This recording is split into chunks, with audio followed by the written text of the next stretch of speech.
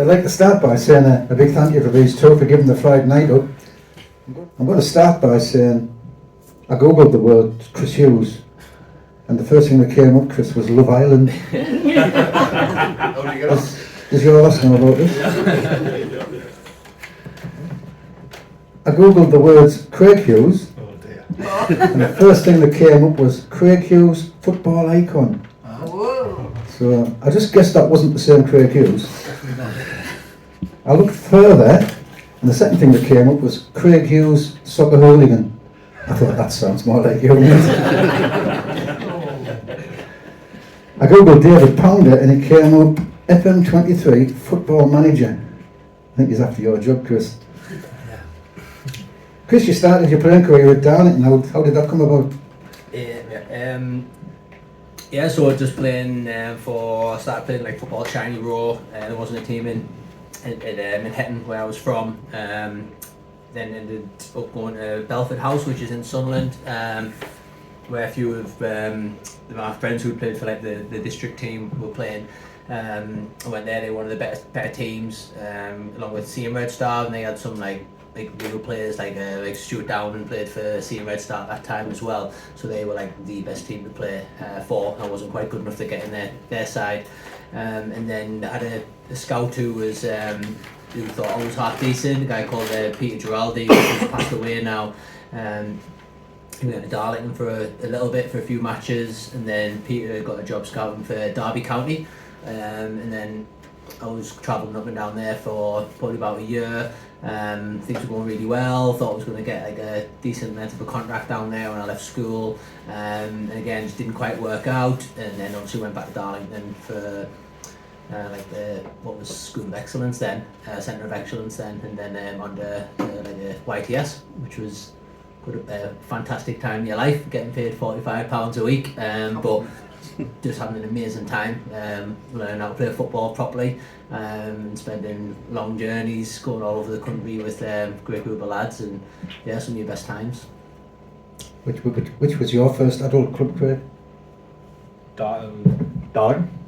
I started at a YDS, some of the Chris. Were you there at the same time? How many years is between you? 4. Yeah. Yeah, I think I was about 3. No, 4. My first year YDS was your first year pro.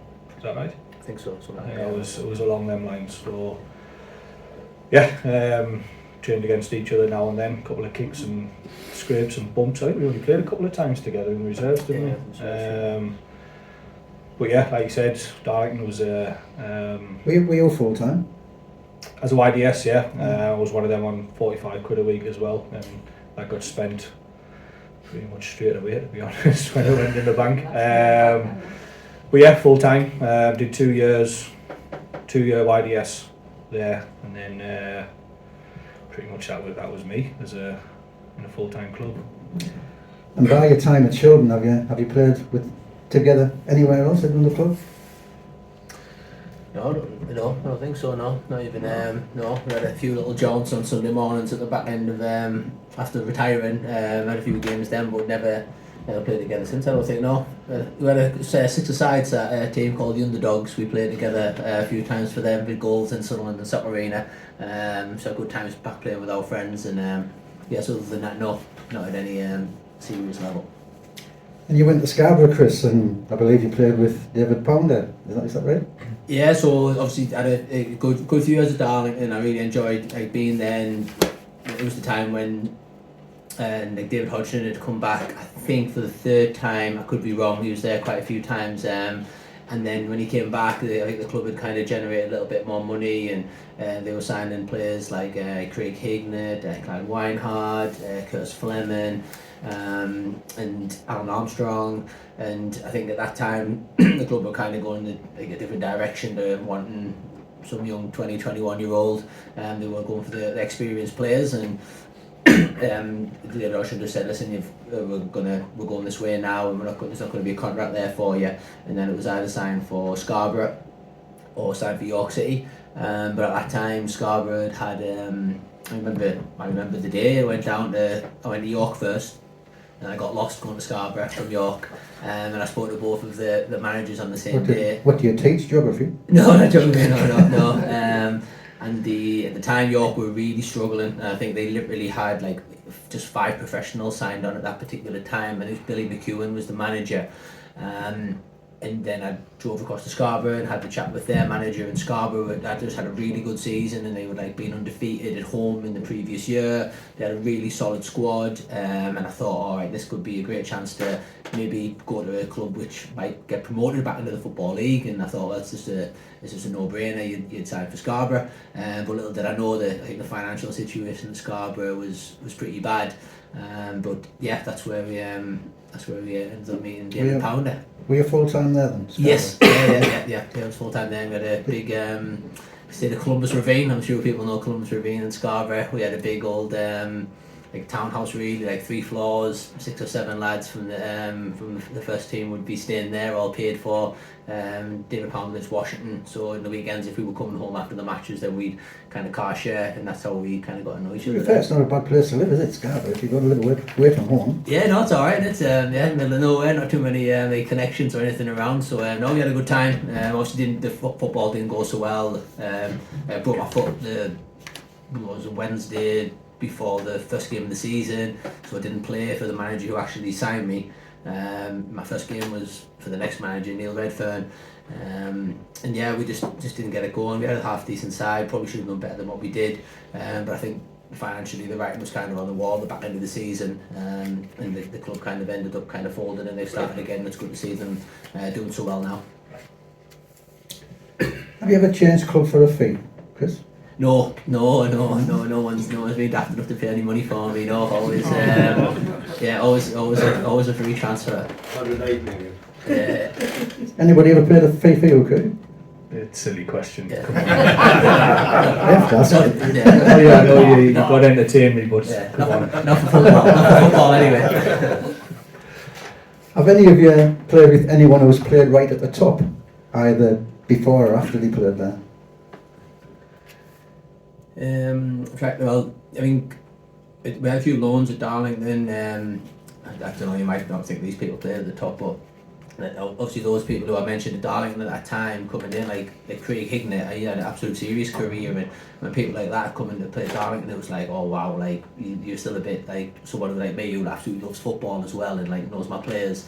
And then he was signed, it was amazing. Alan Armstrong, then Clyde Weinhard, who he was kind of friends with like Patrick Kluivert and stuff at the time. So he was in and around Newcastle, so now and again he'd be about and he'd be like, oh mate, it's unbelievable. Danny Graham came on loan to Darlington for a year, and he went on to have a half decent career. I don't know if you count these players as kind of they all played Premier League football, you know. So we played with a few half decent players, played against a few half decent players as well. I think the year you left, Casper Schmeichel, he came in on loan at Darlington. I remember so that. he was there, trained against him, didn't play the same team. Darlington fans mention that now and again. Now and again, don't they? Yeah. But yeah, similar to Chris, them players were all there when I was there. Is there anybody you played with you thought was good enough to make it to the top, but for whatever reasons never made it? Oh, that's a good question. That never really thought of that before. I don't know to be honest with you. I couldn't think of anyone off the top of my head who I thought like they were like really talented, who could have gone to the top level, because the difference between levels is incredible. And like, you know, sometimes you hear like people say, oh, I think he could have made it, and like it's serious, man. Like even now the Northern League to the league that we're currently playing in, to go up again is massive. And I was at Darlington when they were in like Division 2, so even to go from Division 2 to 1 to then to go to the Championship it's a different ball game. It really is. And the people who look and say, oh yeah, he deserves a chance and should have had a chance here and there, it's not as easy as people might say. Who's the best player you've played with? Oh jeez. Be careful, because I know Craig's going to say you. Oh yeah, of course, yeah. Probably is probably someone like Craig Hignett and like Curtis Fleming, and like for being just proper good. But Craig Hignett, footballing wise, was so talented. Bobby Petter played at Darlington as well at that time. He's played at Celtic, you know, and Ipswich had a really good career too, so they were really talented players. But for like standards and someone who you think like every day is like earning his living properly would be like, I think someone like Curtis Fleming, like in training, and he's a like Irish guy. He'd just come in and just like tackle you really hard, and just you'd be like, oh god, wow, like where's that come from? But then like 2 seconds later, just be the nicest person in the world. But like his standards in training were just ridiculous. So you learn a lot from people like that. So for someone who's kind of, I think, been there, done it, and probably I took quite a lot from was probably someone like that. I'm sure if we're going long enough tonight, Craig, he'll let you speak. No, it's fine. It's fine. To be honest, them players, we were in around the same dressing room, so they're all the same. But I think being a little bit younger and looking up to someone, it's probably someone like Neil Madison. Neil Madison, centre midfielder. Yeah. He was always, and Craig Little, who was always a sort of, you say, a model pro, setting standards in training and whatnot. You just kind of remember them types of people, old school, bit hard lads, train hard, play hard, even harder probably, and then have a good time even harder than that on a weekend after a game. So them types of lads, and yeah, they're probably up there. Have either of you scored any goals you think might be good enough to tell us about? Yeah. To be honest, as long as you played for Shildon, I can't remember you scored a ball. Oh, I'm sure you did. I scored one at Sunderland RCA. I think I was about a yard and a half out, and just hit us and went in. I was playing right back at the time. I don't know why I was in the middle of the goal. That was just, I think I might have been the only goal for Shildon. And Gary Forrest got rid of us. So bounced off you the right way, Craig. I was got a couple of alright goals. There's one on YouTube somewhere doing the circles now and again. Every couple of years at school, the kids at school find it, and then it becomes like a cool thing again for a week, and no one could believe it was kind of me who actually scored. And then they forget about it for a couple of years. And you looked like Boris Johnson at the time, didn't you? At that time, yeah, I did. Yes, I've been coming a few times. I mean, that's John Atkinson. John Atkinson will tell you about a nice wind-assisted goal I scored here once against Whitley Bay. I told my mates that I scored a good goal tonight, lads. Because they wasn't like YouTube and that these days where every goal's recorded and they got the VO and all that. So I told my friends I've scored a really good goal, lads. Probably one of the best goals I've ever scored. It was just down here at this end. Just curled it in the far side. Really proud of myself. Next day, it was in the Sunderland Echo. Chris Hughes scored a wind-assisted goal. And I was like, oh, my mates were like just absolutely hammered for it. So it reminds me of that when I see him, John. What's the biggest stadium you played in, either of you? In a proper game or? In a proper game. In a proper game. I don't know. It was more lower leagues, but obviously Darlington's, when they moved into the Reynolds Arena, it was a big old stadium. I don't know. I think that's probably 25,000. I don't think I ever played. 25,000. It was never full when I played. I wasn't good enough to play when there was fans in, but it was still the biggest stadium. But yeah, I don't know. I don't know who used to play. Scunthorpe, Lincoln. We had some good battles with Hartlepool, but no real. Not like if you had Prof here, then he would take this question. He's Wembley winner, isn't he? So he'd have took that. He's played some at St James's Park as well. Yes. So yeah, I'll answer that one for Prof. It sounds better. Talking to stadiums, Chris turned up at the Dean Street last week, and he says to me, "What's the pitch like?" I said, "Some of it's like Wembley, the rest like the baseball ground." Yeah. And I said, "But you're too young to remember the baseball ground, aren't you?" He said, "Well, I've played at the baseball ground." That's what you call putting me in my place, that, isn't it? Yeah. Chris, I'm going to tell the tale about your debut. I know you've heard it 1,000 times before. Right. You made your debut against Leeds Carnegie in the FA Vars at Farsley Celtic's ground. Yeah. You were taking a corner early on. You were right in front of us. Somebody asked me, "What do you know about this lad, Wilf?" I said, "Apparently he's a dead ball specialist." Can you remember this? Who told you that? I don't know where I got it from. You took the corner, it sailed over the bar, it sailed over the stand roof, and it landed in the car park. And even the home fans were laughing at me. I'll always remember it. Thank you. What I remember about you playing for Shildon, Craig, is you could throw the ball from here to Bishop, couldn't you? Was it at Ashington when you threw the ball about 40 yards, it landed on Billy's head and he put it in the top corner? I think so. He reminded us that the other day. So that's why I asked the lads the other day. Has anybody got a long throw in here or what? Because it's a useful weapon. But yeah, that's pretty much what I was known for: running, heading, a couple of tackles, and a long throw. So yeah. Is a long throw a thing you either have or you don't have, or is it a thing you can teach people to do? Well, looking at our lads taking throw-ins, I mean, it's either you've got it or you haven't got it by the looks of it, and a lot of ours haven't got it. But no, I think it's just a natural thing. I played a lot of cricket when I was younger as well, so whether that's got anything to do with it, I have no idea. But yeah, I could certainly throw a ball in. Shildon have won a few trophies here and there. Did either of you win anything while you were at Shildon? I wasn't here long enough. I think we finished second. I got a runners-up medal. I think I'll have it now somewhere. I think we finished second one season. So I remember that, and I think it was the year when I'm turning this into a story about winning off them basically. But with it was against Whitby Bay when we lost. Was it the quarterfinals or the semi-finals? Yeah, it was quarterfinals. Against Whitby Bay that game. Yeah. And then it was Tunbridge Wells. Wells sent off that game. Yeah, it was Tunbridge Wells. That was the that was the semi-final. That was the semi-finals. Yeah. So yeah, I got close a few times. So that was a bit of a regret really, because I've never won now since probably I was about 14 at primary school. The competition, and play for such a long time and never actually win anything is a shame. But those Vars runs were really enjoyable times, even though we didn't win anything. Talking of the Tunbridge Wells games, you just mentioned it. Is that the worst pitch you've ever played on? Well, I actually didn't play because the Wednesday before that because we had so many games, because we were still in, I think, the Durham Challenge Cup. I think we were still in the Vars. We were still going all right in the league. It was the midweek before that was the Spennymoor game, where that's when I'd done my knee, so I didn't actually play in either of the Tunbridge Wells games. But that pitch I went down still, and that was how that game was on. Jeez, how game got called out the other week. Amazing. That was a terrible pitch. You know the story about that?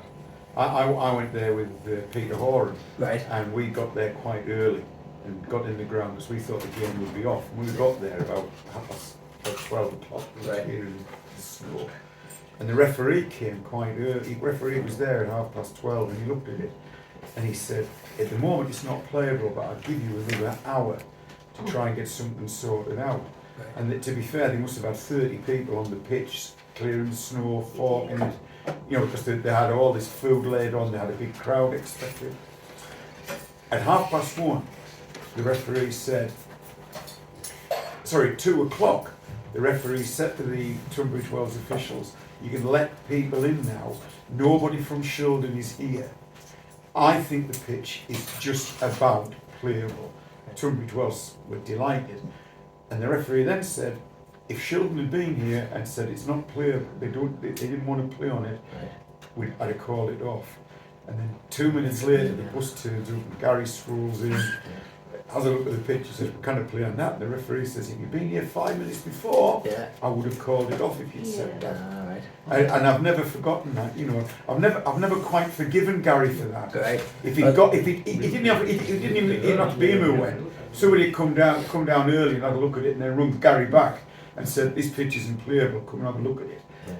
We'd have got away with it. Because I've never seen a football pitch like that. No, it was terrible. But again, things like that, it was mad. We used to stay over the night before, and then we still end up being late to get to the game on a Saturday. You think the whole point you go down early, get yourself settled and sorted. I remember rushing around to get there with the bits of traffic and stuff. So I didn't know that. So, no, it's the referee. We got taught. The referee said, "I don't like to call games off." Yeah. So I've only called one off this season. That was last week in National League South, and I don't want to call this off. There we go. So there you are. It's true. Is my memory playing me up, Craig, or can I remember you playing goal for Shildon once? Twice. I totally remember was playing. Played 81 game, I think. I don't know if Finchie got maybe sent off or injured or something like that.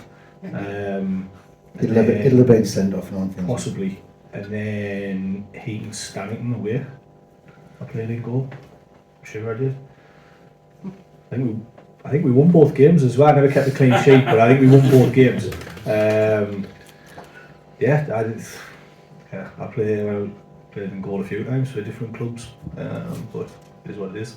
Does it go to Sweetie is? Ah, not as good as Sweetie. Sweetie should be a number one somewhere. It's quite an accolade, Chris, that Gary Forrest rated you was his best ever signing for Shildon. And he'd been here 13 years, he signed a lot of players. You knew that, didn't you? No, I didn't know that. Is that a true story? Yeah. It's a true story. Oh wow, that's Gary Forrest rated you his best ever signing. that's kind of Gaz. That's very kind of The him. prodigal son there. Yeah, understanding me and Gaz, he knew it. I knew what he wanted. I knew what he was about. And no, that's very nice of him. That I didn't know that. I thought you I'll send him a text afterwards. I always question where my mum was.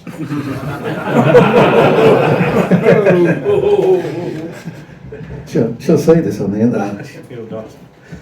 And when your playing careers ended, was it always the plan to go into coaching? For me, probably not, to be honest. I finished, I'm now 35, finished, I was 27, 28, playing at Ryab. Done my ankle for however many times it was, and no, I took a couple of years, 2 years off, and then Gary Pearson got in touch with me and said, "Oh, you should get back involved. He's in there looking for a manager," and I was like, I didn't really particularly enjoy playing that much. I don't know if I'm going to enjoy managing that much, and to be honest, I absolutely loved it a lot more than playing, and had some good years at Easington, moved to Riot for a year, Billingham for a bit, and then ended up here. So it was never really the plan, but it's worked out quite well, to be honest. Have you both got your coaching badges? Yeah. It's not a trick question. Oh yeah, sound. But same. I was always coaching even when I was playing. So like I always played coach since I was like 19. So it's like I've been coaching for years. So I feel like quite experienced really. And even though I'm still only 38, I suppose. But yeah, so I did my coaching badges, and you kind of get put through your level 2 when you're part of the YTS program. And that's like part of the PFA put you through that. So I suppose to help people if they ever, like obviously a small percentage of people actually like make it in the pro game for a long time, so they put you through the level 2, and then there was a decent story, I suppose. There was a UEFA B course put on in the northeast just for one manager, and that manager was Gareth Southgate at Middlesbrough. So he didn't have his correct qualifications because he got the Middlesbrough job. Kind of, it was a bit of a shock really. I think he was still kind of just finishing playing. So they actually put on a UEFA B course at their training ground. It was basically for him, and they opened it up to other northeast kind of footballers who might have been interested in doing it. So there was obviously Southgate, and then there was like a lot of other kind of pros from Middlesbrough, from Hartlepool, Darlington. I think it was maybe one from Sunderland as well. So I did my UEFA B with him when I was, I might have been 22, maybe 21, 22. And then I did a long break from any further qualifications, and then did my license 3 years ago now. So yeah, got them. But again, I mean, it's good to have them, and I enjoy the courses. But you've got to use it right. You know, it's easy having a certificate to say you can do something, but you've got to use it in the right way. Has Prof got any badges? Yeah, I think Prof probably be the same. He's level 2, and I think he's doing UEFA B as well. And Prof coaches, that's his job during the day as well. So he's regularly coaching, like, so he's up to date with any good sessions and ideas how we can use to help the lads. So how did you come to be Shildon manager, Chris? This is a standard at first, wasn't it? Well, yeah. Well, I remember I got a phone call. It was like, I think it was like Sunday afternoon, so I probably Monday. I can't remember. And actually, it was when Gary Forrest left the first time. It was sort of Sunderland RCA, and he rang and said, "You fancy coming on to help for the Saturday?" It was so me and Bobby kind of did the team at the RCA away that game. 6-3. Is that what it is? The 1-6-3. Yeah. Yes. We were losing with about quarter of an hour to go. Yes. 1-6-3. Yeah. Remember. And then David Van again, obviously just back in the last year, then said, "Remember that time when I needed your help that once?" I was like, "Oh yeah." He went, "I think I need your help again." I was like, "All right, okay, no problems." And he said, "Do you want to come in and just kind of," we had Alex and Shea who were kind of going to be the managers, I suppose, and I would just be there to kind of just be coach and help out, because obviously they're two really important players for the team. And then he said, "You if I want to get involved," yes. At the time I just thought like why not? You know, like geez, you're only here for a short period of time, aren't you? And if I didn't give it a go, I probably would have regretted it. And why not give it a go at a club that I like and at a really good standard with people that I know and people who know me. So yeah, that's how it kind of started. You've known the chairman for quite a while, haven't you? Yeah. Did you have something to do with the start of the development centre? Yeah, again, Stu Niven, who was at Shildon at the time, he introduced us to David. We met like up at East Rating at a Italian restaurant. We had a chat, and David wanted to do something back for the community in Shildon, and obviously I had a bit of experience doing that. And yeah, we helped set up the academy to start with, and again, really proud to have done that. So yeah, I've known David since then really. So might be 10, 12 years maybe now, maybe a bit longer. So we've always kept in touch, even like when I was away at Middlesbrough and coaching there. Always a phone call every now and again to see how things are, and he'd touch base with me and I'd give him a shout if and see how things were going, and maybe he's tried to redirect a few players here that I thought might be able to help out. So yeah. I understand, Craig, how you and Prof ended up at Shildon because the manager's your brother. But how did you and Prof become a team? Because you've been at a few jobs together, haven't you? Yeah, I started out with Easington. I think Prof had finished playing then as well. It was me and Kev Devine. I don't know if you've come across Kev. I think he was known as Big Kev Devine. Big Kev Devine. Yeah, me and him had the job up at Easington. And then Kev moved on.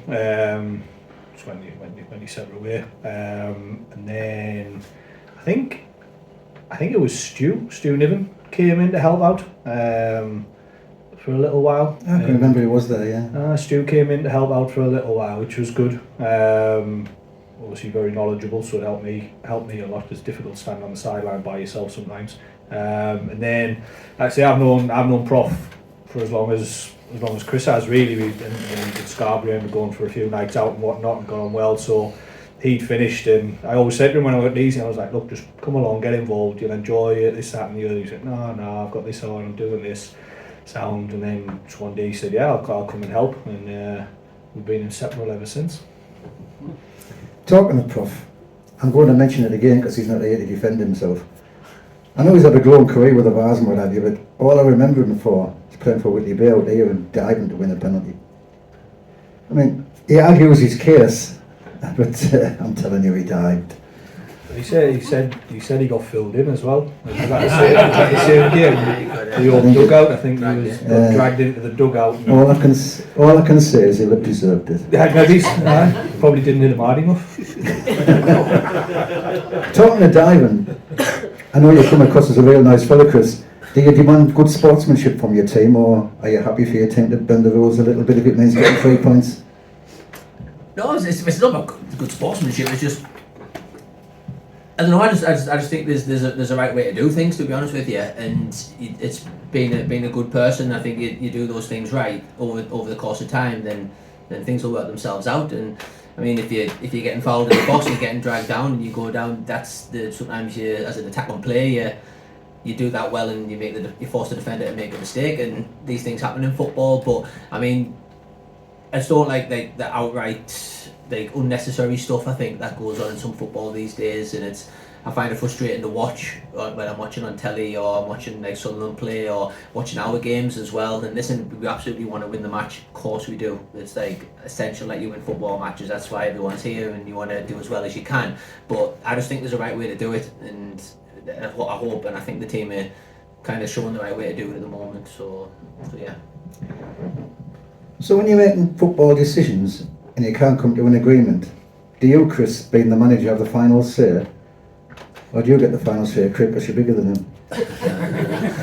No, it was amazing. Like we think really similar on a lot of things, to be honest with you. So there's never been a big moment really where we've really clashed on anything. And if we do, and it's right. And we talk a lot about things, and we have to challenge each other. We have to challenge our opinions on things. And just because one of us says that's how it is, you've got to be able to be brave enough to say, well, I'm not sure about that, or what about this. But you don't fall out about it. You just have a conversation about it, and we decide this is how we're going to move forward. And if Craig and Prof brought some ideas into things which I didn't have previously, in a way, like we might select certain players and maybe how we make substitutions, and I think things like that are still things that we're kind of developing. Can't put the as we get better. recent subs on me improv. It's a bit harsh, isn't it? Yeah, no, I'm just saying that like, when we making changes, they're important moments in the match, and I think we still have to get that right if it's an area for us to kind of get better at.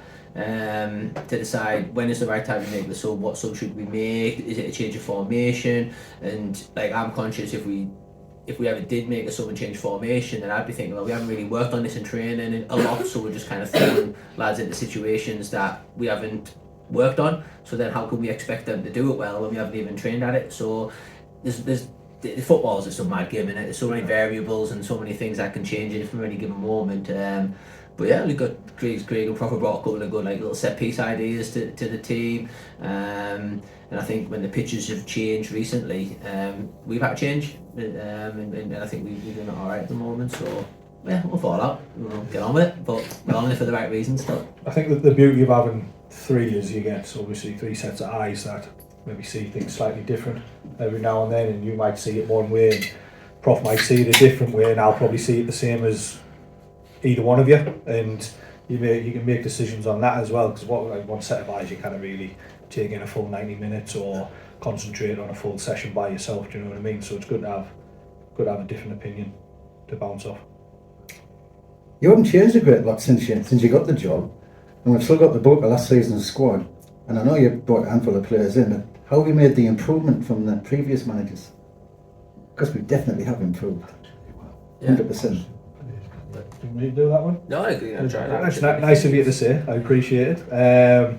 I think it's just seeing what's in the changing room, putting people in a natural sort of environment that they can sort of thrive on, and keep things fairly simple, and just give them the belief. I think we said the other day, like the amount of confidence that we've got in them is unbelievable. Do you know what I mean? And they've got to believe that in themselves. There was maybe one or two who weren't as confident as they probably should be. Maybe he's one or two played out of position. Maybe he's one or two out of form. And listen, they're playing at a good standard here. They don't play at a good standard for no reason. And you've just got to keep working hard at what you're good at, doing the basics, outworking the other team, being hard to beat. And I think that we're now starting to see the benefits of sort of what us three as a group sort of stand for. It's nice to see. It's nice to see lads starting to perform to the best of their abilities. I know you're not going to knock the previous management. It's probably an unfair question, but do you think they were far away with what they were doing? No, listen, I think whoever got that job at the start of the season after how well Shildon did last year, it was going to be tough. It's as simple as that. Dave could have given anyone the job, and it would have been really difficult because Shildon were riding the wave. Bobby had the lads grafting, fighting, like for every single thing. And I know they only lost a few players in the summer, but to replace and to get the right player in to fit in with what's already there as well, because it's difficult that when you come in, you probably want to change a lot to make it how you want it to be. But for us, it isn't about that straight away. It's about what's there now and making it right for them, because we might want to do X, Y and Z, but if we don't think we can do that at the moment, then it's not going to do. We've got to get the best out of the lads that are in the team. So absolutely, Jamie and Dino in particular, who I know well, I absolutely felt their pain, and I mean, I watched a few games at that time, and I think they were, from what I saw, they were like trying to mix and match and trying to find that right solution to get the right team to kind of get going again, and maybe they would have if things had continued and they had a bit more time, but who knows? And this is how football is, and teams have to make a decision, and yeah, we're here now, and we're enjoying it, and hopefully plenty to look forward to. What's the situation with Shea? I know he's got work commitments, but he's missing more than he's here, isn't he? Yeah, Shea's he may well be available tomorrow, Shea. But let's see. But he's had a little bit of minor operation. And he'll be back soon, ready to play. So yeah. It's not a big operation. I've had the same ones. Problem one. It's definitely not big with you, I've heard. Are you still out of action? No, it's 28 years ago, yeah. All right. And Billy was supposed to miss quite a few games with his new job, but he hasn't missed many at all, has he? No, he's like I say, I think we've got a bit of a feel-good factor around the squad at the minute. Everybody wants to be there as much as they can with training and games, and it's quite intense for competition for places. Now we're getting a full squad back. I mean, when we first came in, we had a couple of the reserves on the bench, a couple of the younger lads on the bench and whatnot. But now we're probably in a position where we're going to have to make one or two decisions. Who's in the squad and who's out of the squad over the next couple of weeks. But like you say, there's a lot of games still to be played, so everyone will get a fair share of minutes. Yeah, I think that as well will work, and I think it's just sort of other people that kind of appreciate who might not see the side of things as well. You've got like the other night, like Kurt's changed his work and he works away just so he could be there to play on Wednesday night at Dunstan. I knew that because he told me on Saturday he wasn't there. Yeah, no. And he So was, it's yeah. a fair play to him for that. Aidan exactly the same as well. That they get some work covered. Basically left without getting a shower to get to his work straight after the match on Wednesday. Alex as well. I think his missus works night shift, so he had to get back really quickly after the game. And everyone else has got their own little stories, but I think that's a sign of the lads who want to be there, want to do well. So like it's good for everyone to know that the lads are kind of doing those bits to be there to play. I know we're doing well at the moment, and we've got a full squad available, like you've just said. But do you have any plans to bring any more new players in? No, I don't think at the moment there is. I mean, listen, if somebody comes up where we think it's going to help us, or someone's going to come and break into the 11, then you would be foolish to say, you know, it's a completely closed door. But I think we've been presented with a couple of loan opportunities from teams maybe even at a higher level, but we just don't think it's necessary at the moment. I think we're a really good squad as it is, and if you're bringing someone in, they've got to come in to compete for the first 11. There's no point bringing someone in just kind of be around the place. So yeah, really happy with what we've got, but if something comes up then that's football, we'll look at that. I don't know if you want me to ask you the next question, but what happened to Tyrone O'Neill? Yeah, so obviously when Tyrone was available, I knew Tyrone from Middlesbrough. We were thinking, a real good chance to go out. Thought would have been a really, really good sign at the time. But unfortunately, we quickly realised it kind of just wasn't going to work. It wasn't going to be right for him, and it wasn't going to be right for the club as well. So we kind of just dealt with it really well. We said we'd keep in touch. Maybe further down the line, I'll pass my trust again, but not at the moment.